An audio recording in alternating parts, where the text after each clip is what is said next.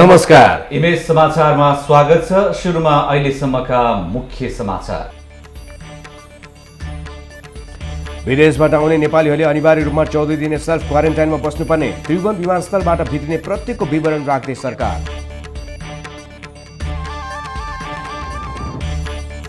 सशस्त्र द्वन्द्वका क्रममा बेपत्ता पारिएका व्यक्तिहरूको नाम पहिलो पटक सार्वजनिक, 2506 जनाको सूचीमा बर्दियाबाट सबैभन्दा धेरै। प्रदेश 2 को सभाबाट जानकी, मिथिला र भोजपुरा नाम अस्वीकृत, अन्य विकल्पमा मतदान हुँदै।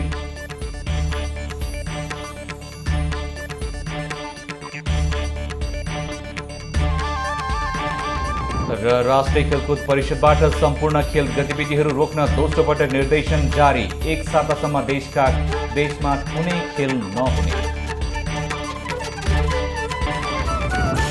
समाचार विस्तारमा।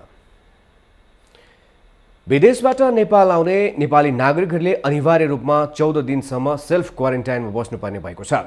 नेपाल आउने सबै नेपालीलाई क्वारेन्टाइनमा राख्न सम्भव नहुने भन्दै सरकारले आफ्नै घरमा क्वारेन्टाइनमा बस्न आग्रह गरेको हो। सरकारले सेल्फ क्वारेन्टाइनमा बसे नबसेको सूचना सङ्कलन पनि गर्ने भएको छ।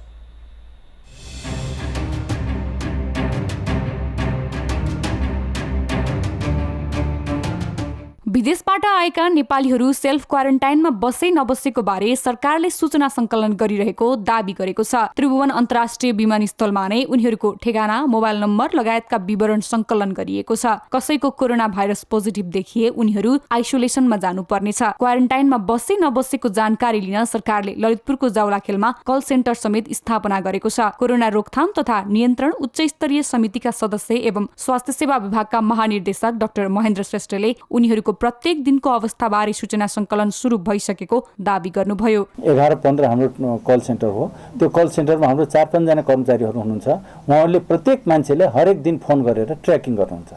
तपाईँ कहाँ हो सोध्छौँ है, तपाईँ ठिक ठाउँमा बसेको छ कि छैन हामीले तपाईँले सम्झाउँछौँ। तपाईँ सम्झेको छैन, फोनबाट आउट हुनुभयो भनेपछि तपाईँको जानकारी हामीले पालिकामा पठाउँछौँ। सबै पालिकामा 753 वटा पालिकामा पठाउँछौँ र पालिकाको सबै वडाहरूमा हाम्रो स्वयंसेविकाहरू छन्।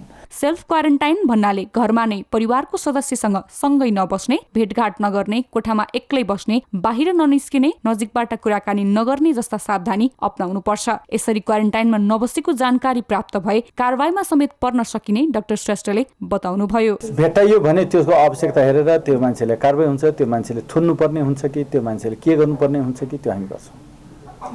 किनभने अब त्यसले चाहिँ समाजमा त्यो सुपर स्प्रेडर भन्छ कि रोग फैलाउने व्यक्ति पनि बन्न सक्छ। त्यसमा हरेक मान्छे आफूले सुरक्षित गर्नु पर्यो, परिवारलाई सुरक्षित गर्नु पर्यो, देशलाई सुरक्षित गर्नु पर्यो। हाल कतिजना कहाँ क्वारेन्टाइनमा बसेका छन् भन्ने एकिन तथ्याङ्क नभएको भन्दै डाक्टर श्रेष्ठले नेपाल आउने सबैको विवरण राख्ने छुट्टै सफ्टवेयर बनाउने तयारी भइरहेको समेत जानकारी दिनुभयो। त्यो सबै डाटा हामीले चाहिँ अझै चाहिँ अपडेट गरिसकेका छैन हैन। डाटा छ हामीसँग, फर्म भरेको छ, तर त्यसलाई चाहिँ सफ्टवेयर आज सम्भवतः आज बेलुकीसम्म सफ्टवेयर हामीले बनाउँदैछौँ। सफ्टवेयर नबनाइकन सबै एनालाइसिस हुन सक्दैन।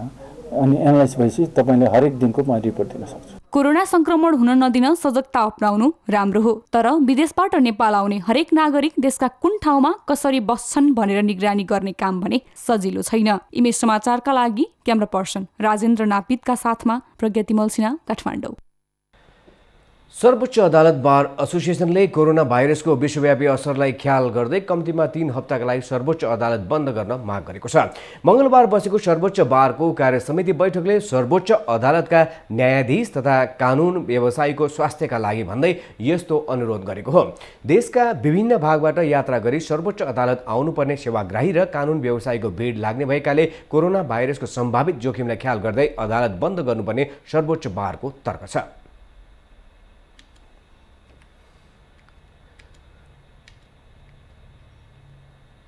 संक्रमणको स्थितिलाई न्यूनीकरण गर्न र सावधानी अपनाउन बन्दी प्रत्यक्षीकरण बाहेकका अन्य मुद्दा सुनवाई नगर्न पनि बारले माग गरेको छ। बारले आफ्नो निर्णयको जानकारी प्रधान न्यायाधीश चोलेन्द्र शमशेर राणालाई समेत गराएको छ।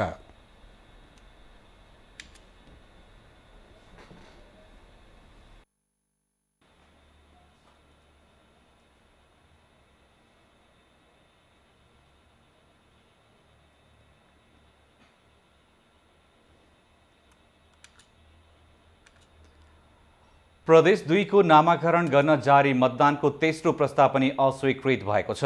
नेपाली कांग्रेसका तर्फबाट सांसद राजेश्वर प्रसाद शाहले प्रस्तुत गरेको मध्य प्रदेशको प्रस्तावको पक्षमा 22 मत प्राप्त भएको थियो भने विपक्षमा 65 मत प्राप्त भएको थियो। यसअघि नेपाली कांग्रेसले प्रस्ताव गरेको मिथिला भोजपुरा प्रदेश पक्षमा 28 मत खसेको थियो। 28 मत मात्र प्राप्त भएपछि उक्त प्रस्ताव अस्वीकृत भएको हो।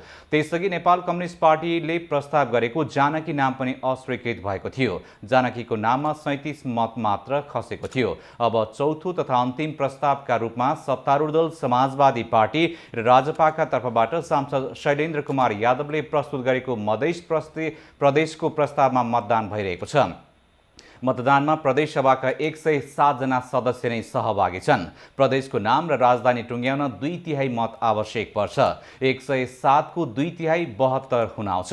तर प्रदेश सभामा कुनै पनि दलको 2/3 पुग्दैन। प्रदेश सभामा समाजवादी पार्टीका 30, राजपाका 25, नेकपाका 32, नेपाली कांग्रेसका 19 र संघीय समाजवादी पार्टीका 1 जना सदस्य छन्। सभामुख यादवको संयोजकत्वमा गठित 9 सदस्यीय विशेष अध्ययन समितिले सहमति जुट्न नसकेपछि मतदान प्रक्रियामा लगिएको हो।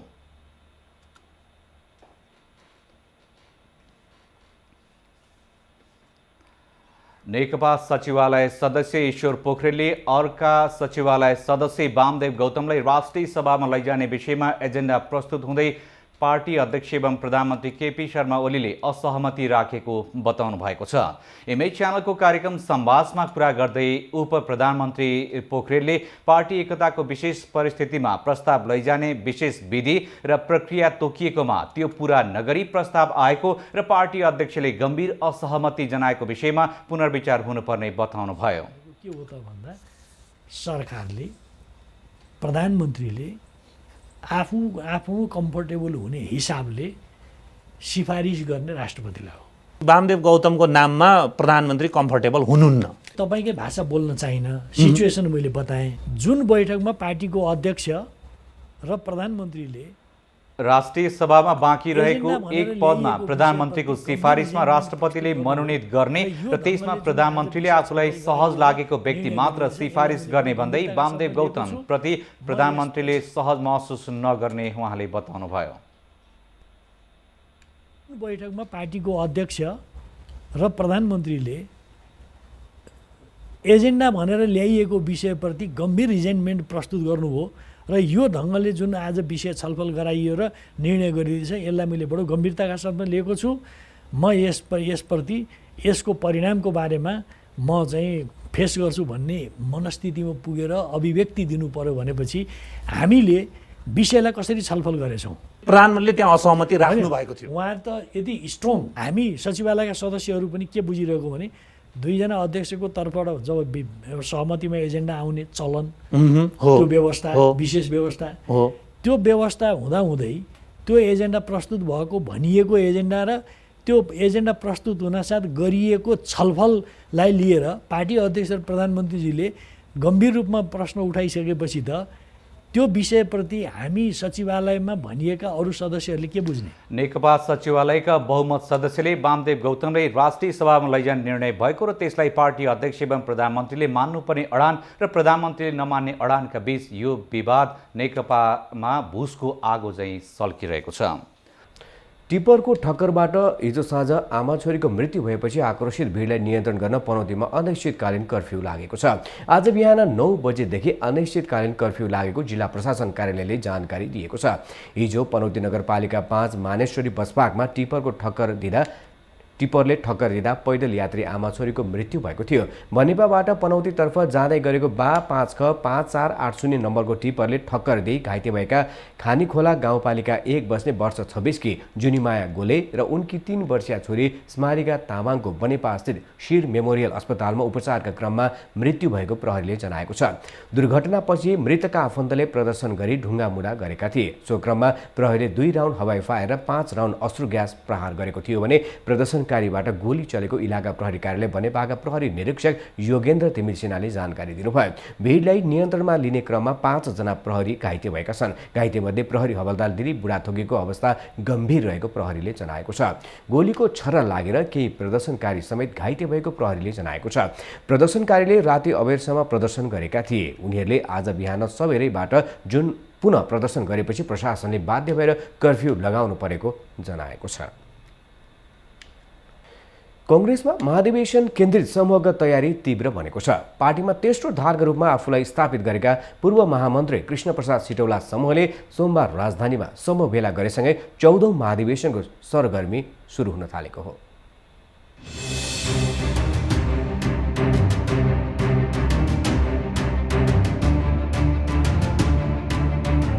पार्टीभित्र आफ्नो भूमिका र महत्त्व बुझ्नुभएका सिटौलाले 14औं महाधिवेशन केन्द्रित गतिविधिलाई तीव्रता दिनुभएको छ। 13औं महाधिवेशनमा सभापतिमा शेरबहादुर देउवालाई विजय गराउन निर्णायक भूमिका खेल्नुभएका सिटौलाले आउँदो महाधिवेशन केन्द्रित आफ्नो प्रभाव देखाउन सुरु गर्नुभएको हो। केही समय अघि गृह जिल्ला झापा पुगेर सभापतिमा आफ्नो दावेदारी प्रस्तुत गर्नुभएका सिटौलाले सोमबार राजधानीमा आफू निकटको बैठक डाकेर आगामी महाधिवेशनमा पनि आफ्नो पक्षको उपस्थितिलाई बलियो बनाउन खोज्नु भएको छ। माओवादीको सँगको मिलनबिन्दुको काम गरेर गिरिजाप्रसादको दाहिने हात भएर उहाँ आउनुभएको हो र त्यसपछि अब एक फेर माथि आइसकेपछि मान्छेको महत्त्वाकांक्षा बढ्छ र उहाँले चाहिँ नि अब सभापति हुन चाहिँ त्यही आधारमा खोजेको होला र चाहिँ के भनेदेखि उहाँले केही हदसम्म केही मानिसहरूलाई अब चाहिँ आफ्नो गुट बनाउन आफ्नो त्यो सफल पनि हुनुभएको छ। गत पुसमा भएको केन्द्रीय कार्य समितिको बैठकमा यो समूह देउवा विरोधी खेमामा उभिएको थियो। तर सभापति देउवाले भर्खरै विस्तार गरेको विभाग र आमन्त्रित केन्द्रीय सदस्यमा भागबण्डा मिलेपछि सिटौला समूह पुनः देउवा निकट बनेको विश्लेषण भइरहेको छ। सो समूहको सोमबारको बैठकलाई पनि बार्गेनिङ अस्त्रको रूपमा विश्लेषण गरिएको छ। आफ्नो योजना बनाउन, प्लान बनाउन स्ट्राटेजिस्ट हो उहाँ, सक्नुहुन्छ होइन। त त्यस कारणले मैले हेर्दाखेरिमा पाएँ भने सभापति यो दुई थरीको चाहिँ झगडामा कोही पनि विचार नहुने हो भने आफू सभापति होइन भनेदेखि चाहिँ नि जुन पक्षसँग बार्गेन गरेर हुन्छ सभापति नभए महासचिव हुन्छ कि भन्ने त्यस्तो केही क्याल्कुलेसन होला उहाँको है, ताकि अब अर्कोचोटिमा सभापति नै हुन सकियोस्। महामन्त्री भइसक्नुभएका सिटौलाको चाहना पार्टीको बागडोर सम्हाल्ने देखिन्छ। पार्टीका स्वर्गीय नेता गिरिजाप्रसाद कोइरालाको लिगेसी धानेको दाबी गर्ने सिटौलाले पार्टीमा तेस्रो धारको नेतृत्व गरिरहनु भएको छ। सबै केन्द्रीय नेताहरूले सभापतिकै चुनाव लडे पनि हुन्छ अथवा केन्द्रीय नेताभन्दा बाहिरको जसलाई लाग्छ कि मैले पार्टीलाई योगदान गरेको छु भन्ने सबैले चुनाव लड्दाखेरि पनि हुन्छ जस्तो लाग्छ। किनभने यो चाहिँ पार्टीको उपलब्धि अथवा मान्छेको योग्यताभन्दा पनि यो गुटबन्दीको प्रश्न हो। तर सिटौला समूहमा रहनुभएका युवा नेता प्रदीप पौडेल सोमबारको बैठकलाई बार्गेनिङको रूपमा नबुझ्न आग्रह गर्नुहुन्छ। फरक ढङ्गबाट सङ्गठित हुने विषयमा मुद्दाहरू हाम्रा के हुन् भनेर त्यसलाई सार्वजनिक गर्ने सवालमा अथवा पार्टीभित्र अहिलेको प्राथमिकता के हो, हाम्रा विषयहरू के हुन्, नेपाली कांग्रेस हामीले कस्तो बनाउन चाहेको, हामीले बनाउन चाहेको कांग्रेसको नेतृत्व कसले गर्न सक्छ भन्ने बारेमा छलफल सघन रूपमा हुने कुरालाई स्वाभाविक रूपमा लिनुपर्छ। किनकि यो त महाधिवेशनको वर्ष हो। महाधिवेशनको वर्ष महत्त्वाकांक्षा धेरैको हुन्छ। केही दिन अघि मात्र महामन्त्री शशाङ्क कोइरालाले देउवालाई पत्र लेख्दै उहाँको कार्यशैलीप्रति असन्तुष्टि जनाउनु भएको थियो। यता विभाग गठन र विस्तारको विषयमा संस्थापनेतर पक्ष रुष्ट छ। यस्तै पौडेल खेमाबाट वरिष्ठ नेता पौडेल मात्र होइन, शेखर कोइराला, प्रकाशमान सिंह पनि नेतृत्व हत्याउने दौडमा लागेका छन्। युवा नेतृत्वलाई साथमा लिनुभएका सिटौलाले बार्गेनिङ बढाइरहँदा कांग्रेसभित्र महाधिवेशन केन्द्रित रस्साकस्सी अझ बढेको छ। इमेज समाचारका लागि क्यामेरा पर्सन नवीन स्थापित र विनोद बजगाईका साथमा रोमन आचार्य, काठमाडौँ। भूमि व्यवस्था मन्त्री पद्मा आर्यले अतिक्रमित सरकारी तथा सार्वजनिक जग्गा फिर्ता ल्याउन अभियान नै सञ्चालन गरिएको बताउनु भएको छ। राष्ट्रिय सभाको आज बसेको बैठकमा विशेष समय लिएर बोल्दै उहाँले ठूलो संख्यामा अतिक्रमित जग्गा फिर्ता ल्याउन अभियान नै सञ्चालन गरिएको बताउनु भएको हो। मन्त्री आर्यले भू उपयोग ऐन कार्यान्वयनको लागि छिट्टै नियमावली ल्याउने तयारी समेत भइरहेको जानकारी गराउनुभयो। पछिल्लो समय मालपोत कार्यालयको कार्य सम्पादनमा सुधार आएको दावी गर्दै उहाँले मुलुकभरका मालपोत कार्यालयका कामहरू प्रविधि मैत्री बनाउँदै लैजाने काम भइरहेको उल्लेख गर्नुभयो।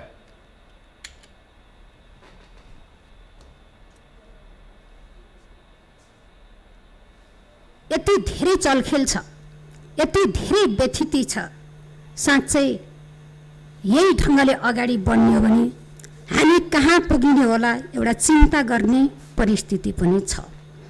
तसर्थ यी सबै व्यथितिको अन्त्य गर्ने, भूमिसित जोडिएका समस्याको समाधान गर्ने, वैज्ञानिक ढङ्गले भूमि व्यवस्थापन गर्ने यो उद्देश्यका साथ हामीले नयाँ खालको कामको थालनी गरेका छौँ। मन्त्री आर्याले सुकुम्बासी र अव्यवस्थित बसोबास समस्या समाधानका लागि पनि काम भइरहेको बताउनुभयो। यसैबीच राष्ट्रिय सभाको आजको बैठकको शून्य समयमा सांसद भगवती न्यौपानेले कोरोनाको त्रास फैलिएको मौका छोपेर कालोबजारी गर्नेहरूलाई कडा कारबाही गर्न सरकारको ध्यानाकर्षण गराउनुभयो। सांसद प्रकाश पन्थले सागमा पदक विजेता खेलाडीले प्रधानमन्त्री केपी शर्मा ओलीले घोषणा गरेको पुरस्कारको रकम अझै पाउन नसकेको प्रति सरकारको ध्यानाकर्षण गराउनुभयो। समय पनि सम्माननीय प्रधानमन्त्रीले खेलाडीहरूका लागि घोषणा गर्नुभएको पुरस्कार राशि हस्तान्तरण भएन। यो कस्तो लाचारीपन हो, के हो यो सरकारको तरिका? मुलुकका प्रधानमन्त्री आफैले बोलेको पनि आफैले कार्यान्वयन गर्न नसक्ने अवस्था आयो। यसतर्फमा सरकारको ध्यानाकर्षण गराउँछु। बैठकले प्रमाण दोस्रो संशोधन विधेयक 2075 माथि प्रतिनिधि सभाबाट भएको संशोधन उप विचार गरियोस् भन्ने प्रस्ताव र शिक्षा सम्बन्धी केही संशोधन गर्ने विधेयक 2057 लाई प्रतिनिधि सभाबाट भएको संशोधन स्वीकार सहित पुनः पारित गरियोस् भन्ने प्रस्ताव सर्वसम्मत स्वीकृत गरेको छ। सरकारले हालै ल्याएको नेपाल विशेष सेवाको गठन र सञ्चालन सम्बन्धी कानुनलाई संशोधन गर्न बनेको विधेयकमाथि आज संघीय संसद अन्तर्गत विधायन व्यवस्थापन समितिमा दफावार छलफल भएको छ। समितिमा सदस्यहरूले विधेयकले नागरिकको मौलिक हक र स्वतन्त्रता कुण्ठित हुन सक्ने बताएका छन्। विधेयकमा मौलिक हकलाई निस्तेज गर्ने खालका प्रावधानहरू पनि रहेको भन्दै उनीहरूले त्यसलाई हटाउन माग गरे। नेपाली कांग्रेसका सांसद राधेश्याम अधिकारीले संविधानको प्रतिकूल हुने गरी विधेयक ल्याइएको आरोप लगाउनुभयो। छलफलमा नेपाल कानुन आयोगका अध्यक्ष माधव पौडेलले राज्य विरुद्ध हुन सक्ने कुनै पनि जासुसी क्रियाकलाप र भड्काउयुक्त गतिविधि नियन्त्रण गर्न नयाँ कानुनी व्यवस्थाले सहयोग पुग्ने बताउनुभयो। क्राइम र अपराधको र ग्राभिटी र सजायको जुन छ त्यो चाहिँ अलिकति धेरै एउटा चाहिँ समानुपाती भएर लाग्दैन। अब अर्को कुनै प्रश्न हजुरसँग हुन सक्छ कि त्यस्तो बेलामा के चाहिँ सजाय चाहिँ कसरी एउटा चाहिँ 12 वर्षसम्म भइरहेको सजायमा उसले 3 वर्ष कहाँनिर ठहर गर्ने, 5 वर्ष कहाँनिर ठहर गर्ने, 12 वर्ष कहाँ सजाय गर्ने भन्ने कुरो पनि कसरी निर्णय गर्छ? त्यो भगवान् त हो न्यायाधीश भन्नेतिर पनि हजुरको प्रश्न हुन सक्छ। राष्ट्रिय हित र सुरक्षाका विषयमा रक्षात्मक कार्य गर्न संशोधित विधेयकले मार्ग प्रशस्त गरेको उहाँको दाबी थियो। नेपालमा कोरोना संक्रमणको जोखिम बढेपछि व्यक्तिगत सुरक्षाका हिसाबले मास्क लगाउनेको संख्या बढ्दो छ। त्यसैले पनि बजारमा यसको अभाव सर्किएको छ। तर चिकित्सकहरू मास्क प्रयोग गर्न नजाने उल्टै स्वास्थ्य समस्या निम्तने बताउँछन्।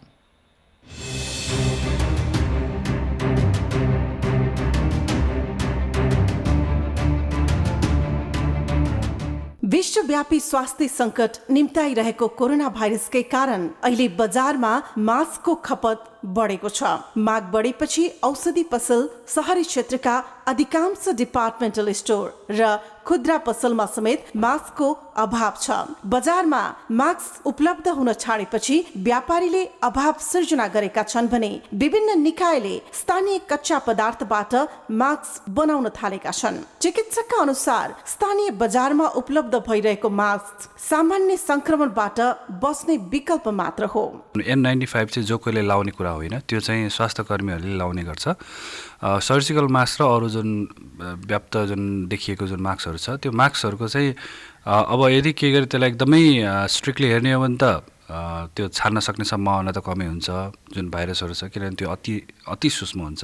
दुर्भाग्यवश हाम्रो नेपालमा चाहिँ मास्क यो नाकभन्दा मुनि लगाए पनि, यतातिर फर्काए पनि, उता नि फर्काए, मुखमा मास्क हुने बित्तिकै म चाहिँ अब यो कोभिड-19 कोरोना भाइरसबाट बच्छु अथवा अरू बच्छु भनेर जुन हिँडिरहेको चाहिँ देखिन्छ, त्यो चाहिँ त्यो सोच चाहिँ गलत हो। नेपाली बजारमा सजिलै पाइने सर्जिकल मास्क उत्पादक र आपूर्तिकर्ताले नियमित ल्याइरहेको भए पनि निश्चित व्यापारीले अभाव सृजना गरेर मूल्यमा मनोमानी गर्न थालेपछि केही स्थानीय निकायले आफ्नै अग्रसरतामा मास्क उत्पादन सुरु गरेका छन्। ललितपुर महानगरपालिकाले स्थानीय कपडामा स्थानीय मदिरा मिसाएर मास्क बनाइरहेको छ भने दाङमा अल्लोबाट मास्क बनाउन थालिएको छ।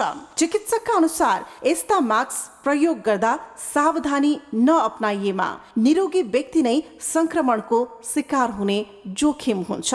मास्क लगाउँदै गर्दाखेरि चाहिँ यदि त्यो मास्कमा फेरि घरिघरि हात लाग्ने, त्यो मास्कलाई अब डिस्पोजेबल नगर्ने हैन, अथवा गरे पनि ठिक ठाउँमा नगर्ने, गऱ्यो भने चाहिँ फेरि त्यो प्रतिउत्पादक हुन्छ। त्यो भनेको कहिलेकाहीँ त्यही नै पुरो इन्फेक्सन भएर आउने सम्भावना हुन्छ। बजारमा मास्कको अभाव देखिए पनि उपभोक्ताले निरन्तर सरकारी निकायको ध्यानाकर्षण गराइरहेका छन्। गुनासो तथा उजुरीका आधारमा उपत्यकाका विभिन्न औषधि पसलमा यो बीचमा अनुगमन समेत भएको छ।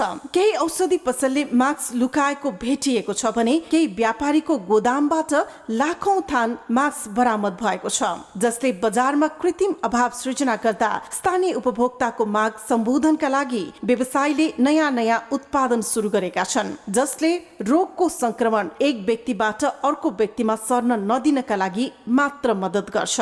संक्रमणबाट जोगिन त मास्कको प्रयोग भन्दा पनि व्यक्तिगत सरसफाई नै महत्त्वपूर्ण उपाय हो। इमेज समाचारका लागि क्यामेरा पर्सन भूपेन्द्र खड्काका साथ कोमल शेरसन, काठमाडौँ। नेपालमा कोरोना भाइरस नभित्रियोस् भनेर काल भैरवको पूजा गरिएको छ। तलेजो भवानी समितिको सक्रियतामा आज काठमाडौँको बसन्तपुरमा देशमा विपत्ति र रोगब्याध नआओस् भनेर काल भैरवको पूजा प्रार्थना गरिएको हो। विश्वभरका मानिसको शान्ति र सुस्वास्थ्यको कामना गर्दै काल भैरवको पूजा अर्चना गरिएको आयोजकले जनाएका छन्। काल भैरवको पूजा अर्चनाका साथै महायज्ञ पनि गरिएको थियो। बेपत्ता पारिएका व्यक्तिहरूको छानबिन गर्न गठित आयोगले माओवादी सशस्त्र द्वन्द्वकालमा राज्य र विद्रोही पक्षबाट बेपत्ता पारिएकाहरूको नाम सार्वजनिक गरेको छ। पदाधिकारी नियुक्तिको 2 महिना नबित्दै आयोगले नामहरू सार्वजनिक गरेको हो।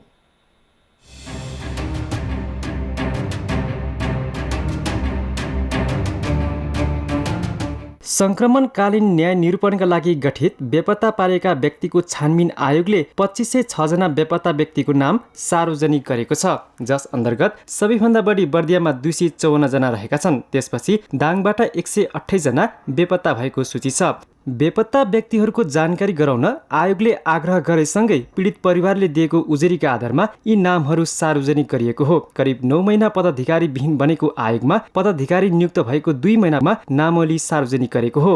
उजुरीकर्ताहरूले चाहिँ दिनुभएको उजुरीको आधारमा फलानु फलानु व्यक्ति चाहिँ बेपत्ता भएको छ भनेर चाहिँ दिनुभएको आधारमा चाहिँ त्यही आधारमा चाहिँ हामीले चाहिँ उहाँहरूको चाहिँ नाम 65औं जिल्ला गइरहेको र बाँकी 10वटा जिल्लामा पनि यो पहिलो चरणमा यो काम सक्छौँ हामी।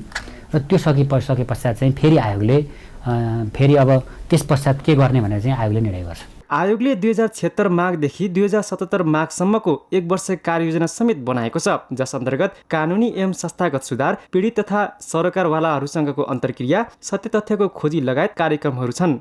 बेपत्ताहरूको नाम सार्वजनिक गरेपछि अब पीडित परिवारहरूसँग सम्पर्क गरी अनुसन्धानलाई अघि बढाउने आयोगका सहसचिव ईश्वरी प्रसाद ढकाल बताउनुहुन्छ। विस्तृत छानबिनको सन्दर्भमा चाहिँ लगभग यही 2506 वटा चाहिँ उजुरीको सन्दर्भमा चाहिँ आयोगले विस्तृत छानबिन कारबाही गर्ने निर्णय गरिकन 64 वटा अहिले लेटेस्ट रूपबाट चाहिँ रोल्पामा पनि पुगिसकेका छौँ। लगभग 65 वटा जिल्लामा हामी अनुसन्धानको क्रममा विस्तृत अनुसन्धानको क्रममा पुगिसकेका छौँ र बाँकी रहेका लगभग 10 वटा जिल्लामा पनि पुनश्च हामी चाहिँ विस्तृत अनुसन्धानको क्रममा जान्छौँ। बेपत्ता आफन्तजनको नाम सार्वजनिक भएपछि पीडित परिवारहरूले भने छिट्टै नै न्याय पाउने आशा गरेका छन्। आयोगले सार्वजनिक गरिएका नामहरूको थप छानबिन गरी पीडित परिवारलाई न्याय दिन ढिलाइ गर्नु हुँदैन। इमेज समाचारका लागि क्यामेरा पर्सन सानु मालीका साथमा खिलना ताजपुरिया, काठमाडौँ। विगत 50 वर्षदेखि पूर्ण शारीरिक अशक्तता भएका व्यक्तिहरूको सहाराको केन्द्र बन्दै आएको नेपाल अपाङ्ग सङ्घ खगेन्द्र नवजीवन केन्द्र पछिल्लो समय भने आफै अपाङ्गताको अवस्थाबाट गुज्रिरहेको छ।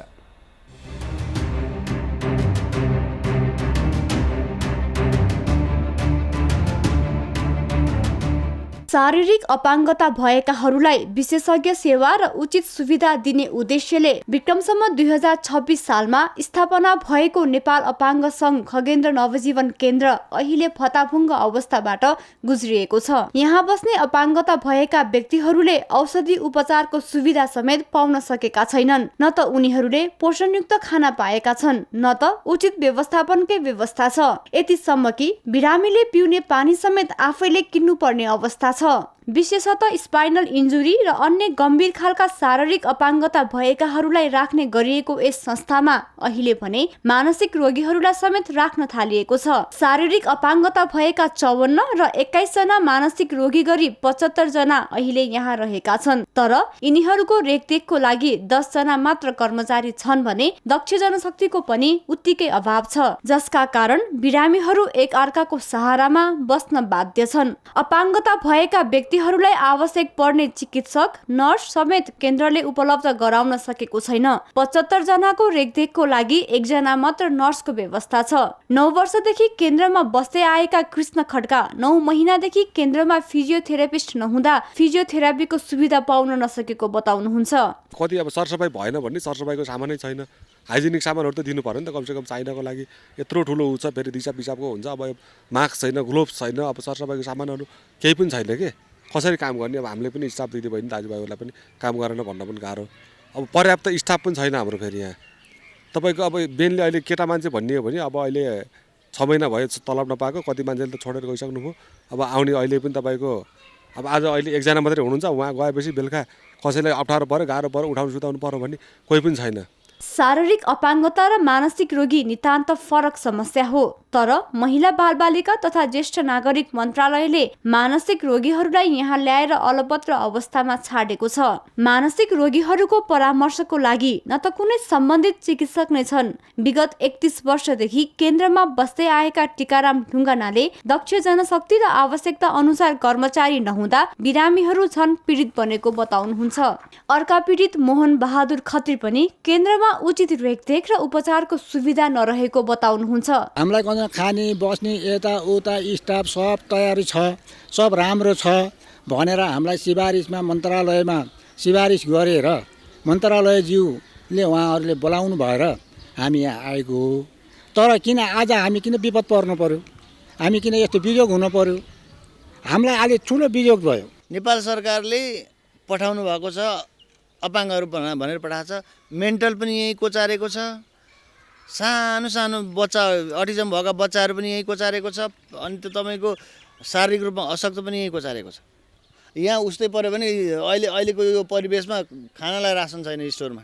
सरकारले पटक पटक केन्द्रलाई सुविधा सम्पन्न बनाउने बताउँदै आए पनि तर केन्द्रको अवस्था भने दिनानुदिन खस्किँदै गएको छ। सरकारले यसतर्फ ध्यान नदिने हो भने केन्द्र खण्डहरमा परिणत नबन्ला भन्न सकिँदैन।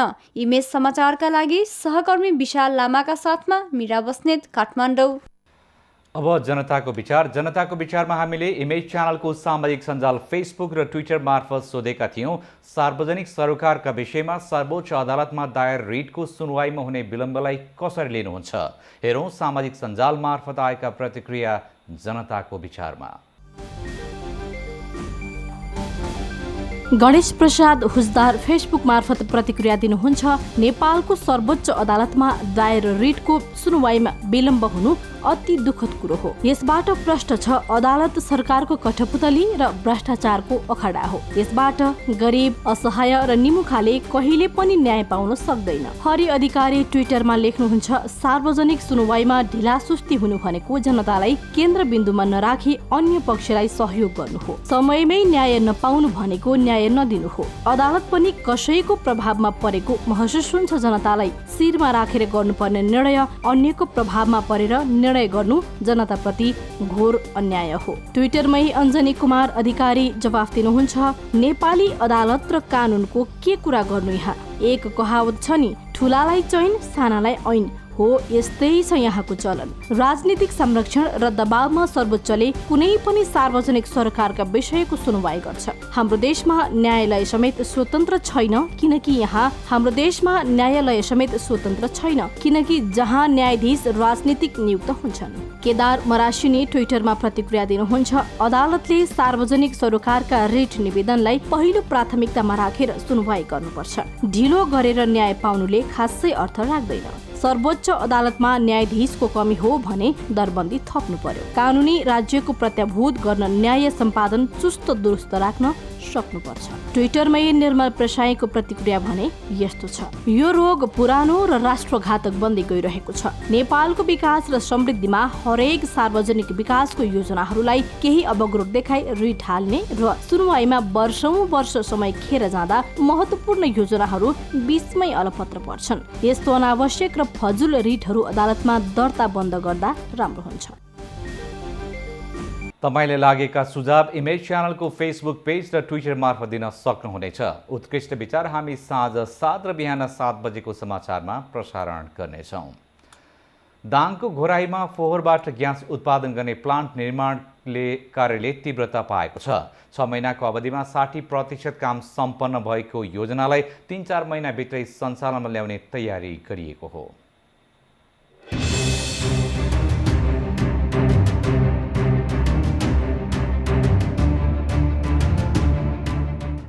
दाङको घोराई उपमहानगरपालिकामा फोहोरबाट बायोग्यास उत्पादन गर्ने योजना अन्तर्गत 2075 सालको मङ्सिर महिनामा सम्झौता गरिएको थियो। 2 बिघा 12 कट्ठाको क्षेत्रफलमा निर्माण हुन लागेको उक्त संरचनाको लागत 19 करोड 85 लाख रुपियाँ हुने बताइएको छ। सोही अनुसार गत भदौ महिनादेखि संरचना निर्माणको काम समेत सुरु भएको हो। बायोग्यास प्लान्ट निर्माण गर्ने स्थानमा रहेका रुख कटान तथा त्यसको व्यवस्थापनमा ढिलाइ हुँदा निर्माणमा समेत ढिलाइ भएको थियो। तर अहिले भने कामले तीव्रता गति लिएको छ। अहिलेसम्म करिब 60% संरचना निर्माणको काम भइसकेको नेपाल ऊर्जा विकास कम्पनी प्रणालीका म्यानेजर हरिशरण श्रेष्ठको भनाइ छ। संरचना निर्माणको काममा कुनै समस्या नभए 3-4 महिनामा सबै संरचना निर्माण भइसक्ने र सञ्चालनमा समेत आउने उहाँको भनाइ छ।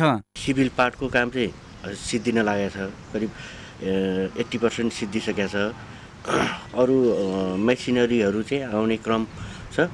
अब यो हामी 1 महिनाभित्रमा यसलाई फाइनल गर्छौँ, यो निर्माण कार्य सिद्ध्याउँछौँ। त्यसपछि हाम्रो मेकानिकलको चाहिँ काम हुन्छ। त्यसपछि संरचना निर्माणपछि प्राविधिक काम गर्ने र उपमहानगरपालिकाको ल्यान्डफिल्ड साइटमा फोहोरबाट ग्यास उत्पादनको काम गर्ने सम्झौता भएको घोराई उपमहानगरपालिकाका प्रवक्ता भरत अर्याल बताउनुहुन्छ। गर्ने फोहोरका लागि चाहिँ हामीले नेपाल ऊर्जा कम्पनीसँग ग्यास उत्पादन गर्ने सम्झौता चाहिँ गरिसकेपछि अहिले चाहिँ त्यो काम उसले युद्धस्तरमा गरेको छ र हामीले त्यसको चाहिँ म्याद खास गरिकन चैत्र मसान्तसम्म सकिसक्नुपर्ने त्यसको सम्झौता हो।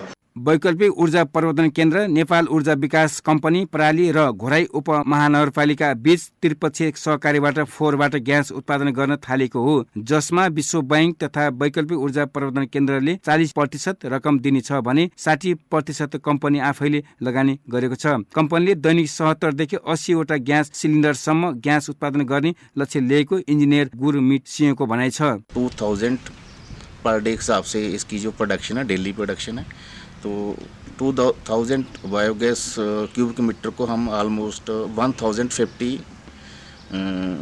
घरों में इसको सप्लाई किया जाएगा। सम्झौता अनुसार कम्पनीले 20 वर्षपछि संरचना सहित सबै पूर्वाधार उपमहानगरपालिकालाई हस्तान्तरण गर्ने भएको छ। 20 वर्षसम्म उत्पादनको 5% रकम उपमहानगरपालिकालाई प्रणालीले दिने भएको छ। ग्यास उत्पादन हुन थालेपछि उक्त स्थानमा 20 देखि 25 जनाले रोजगारी समेत पाउने भएका छन्। फोहोरबाट ग्यास तथा कम्पोस्ट मल उत्पादन हुने भएपछि उपमहानगरपालिकालाई फोहोर व्यवस्थापनमा समेत सहज आउने देखिन्छ। इमेज समाचारका लागि राकेश बस्नेत, दाङ। कोरोना भाइरस संक्रमणको जोखिम बढेपछि नेपाल र भारतमा संयुक्त रूपमा चल्ने पूर्णागिरी मेला स्थगित गरिएको छ।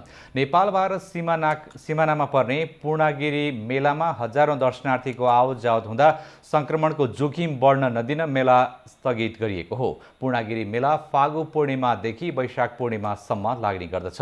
भारतको उत्तराखण्ड स्थित चम्पावत जिल्लामा पर्ने पूर्णागिरी माताको दर्शनपछि कञ्चनपुरको ब्रह्मदेवमा रहेको सिद्ध बाबाको दर्शन गर्नुपर्ने धार्मिक मान्यता छ। सरकारले सभा सम्मेलन लगायतका भिडभाड नगर्न आग्रह गरे पनि पूर्णागिरीको दर्शनपछि भने दैनिक 5000 भारतीय दर्शनार्थी नेपाल भित्रिने गरेका थिए। नेपाल प्रहरीको लागु औषध नियन्त्रण ब्युरोले ठूलो परिमाणमा लागु औषध सहित 12 जनालाई पक्राउ गरी सार्वजनिक गरेको छ।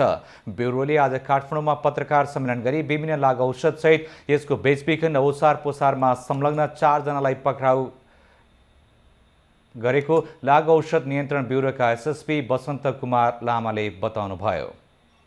1000 एम्पुल बुप्रेफोफिन सहित हामीले ती मान्छेलाई फेला परेका हौँ। जुन विशाल कुमार भन्ने जुन भारत घर भएका व्यक्ति छन्, यो व्यक्ति भनेको मेन व्यक्ति रहेछ। एसएसपी लामाले पछिल्लो 3 वर्षमा लागु औषध बरामदको तथ्याङ्क बढ्दै गएको भन्दै नियन्त्रण अभियानलाई तीव्रता दिएको बताउनुभयो। बाराको सिमरा 4 स्थित सार्वजनिक जग्गाभित्रको मसानघाट भूमाफियाले किर्ते मार्फत बेचेको पाइएको छ। अख्तियार दुरुपयोग अनुसन्धान आयोगले मसानघाटको प्रारम्भिक अनुसन्धान पूरा गर्दा यस्तो खुलासा भएको हो। ऐलानी श्रेष्ठा बदर गरी भूमाफियाले 6 बिघा 8 कट्टा मसानघाट प्रोपर्टी म्यानेजमेन्ट प्राइभेट लिमिटेडले कित्ताकाट गरी बिक्री गरेको थाहा पाएपछि अख्तियारले 1 महिना अघिदेखि छानबिन थालेको थियो। प्रारम्भिक अनुसन्धान सकी विस्तृत अनुसन्धान सुरु भइसकेकाले यो विषय छिट्टै टुङ्गिने आयोगको भनाइ छ। बाराको उत्तरी भेगमा नेपाल सरकारको राष्ट्रिय गौरव र पहिलो प्राथमिकताका आयोजनाहरू धेरै भएकाले जग्गा अतिक्रमणमा भूमाफियाको जालो सक्रिय रहेको अख्तियारको ठहर छ।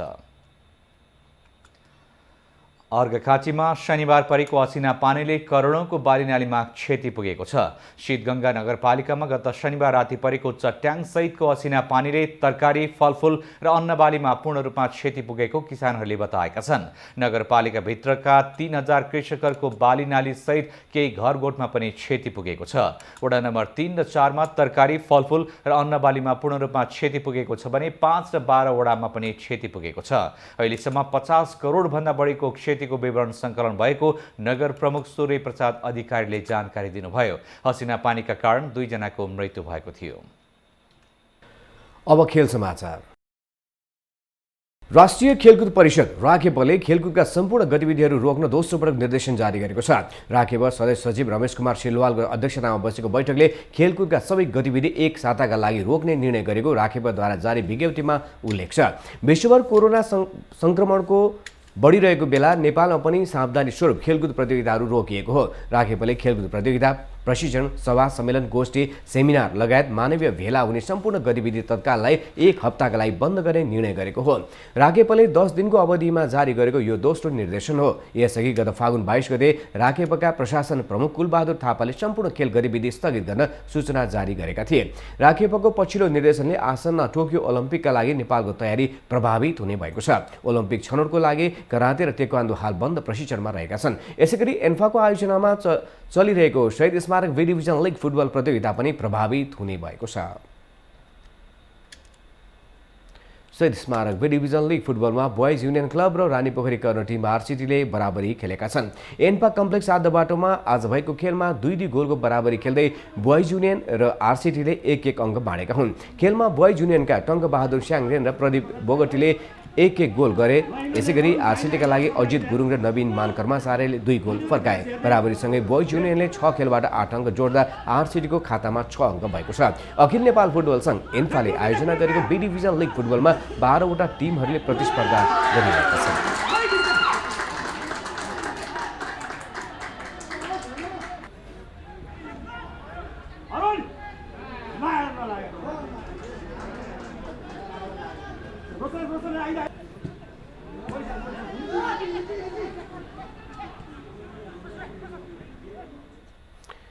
नेपाल ओलम्पिक कमिटी एनओसीले प्रादेशिक कमिटी गठन गरेको छ। पोखरामा हिजोदेखि जारी एनओसीको बोर्ड बैठकले सङ्घीय संरचना अनुसार 7 प्रदेशमा संयोजक तोकेको हो। बैठकले 7 प्रदेशमा 11 जना संयोजक तोकेको छ। प्रदेश 2 मा 3 जना संयोजक तोकिएको छ भने गण्डकी प्रदेश र प्रदेश 5 मा 2-2 जना संयोजक तोकिएको छ।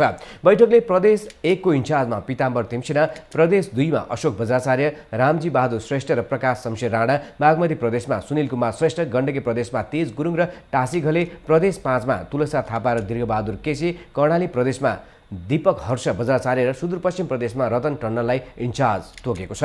प्रदेश कमिटीले सङ्घीय संरचना अनुसार प्रदेशको खेलकुद गतिविधिको संयोजन गर्ने जिम्मेदारी पाएको छ। ओलम्पिक कमिटीको अध्यक्षमा जीवनराम श्रेष्ठ दोस्रो कार्यकालका लागि निर्वाचित भएपछि पहिलो पटक बोर्डको पूर्ण बैठक बसेको हो।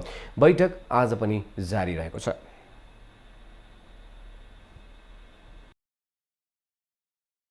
अब अन्त्यमा यस प्रसारणका मुख्य समाचार फेरि एकपटक।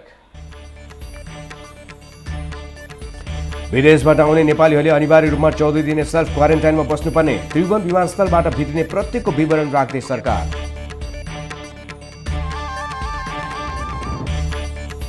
सशस्त्र द्वन्द्वका क्रममा बेपत्ता पारिएका व्यक्तिहरूको नाम पहिलो पटक सार्वजनिक 2506 जनाको सूचीमा बर्दियाबाट सबैभन्दा धेरै।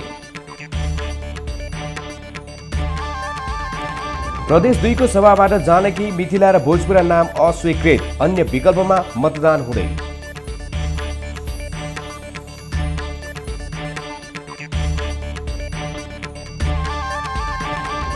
र राष्ट्रिय खेलकुद परिषदबाट सम्पूर्ण खेल गतिविधिहरू रोक्न दोस्रो पटक निर्देशन जारी, एक सातासम्म देशमा कुनै खेल नहुने। अहिलेलाई इमेज समाचार सकियो। इमेज समाचार तपाईँले imagekhabar.com मा पनि हेर्न, पढ्न र सुन्न सक्नुहुनेछ। इमेज च्यानल हेर्दै रहनुहोला। नमस्कार।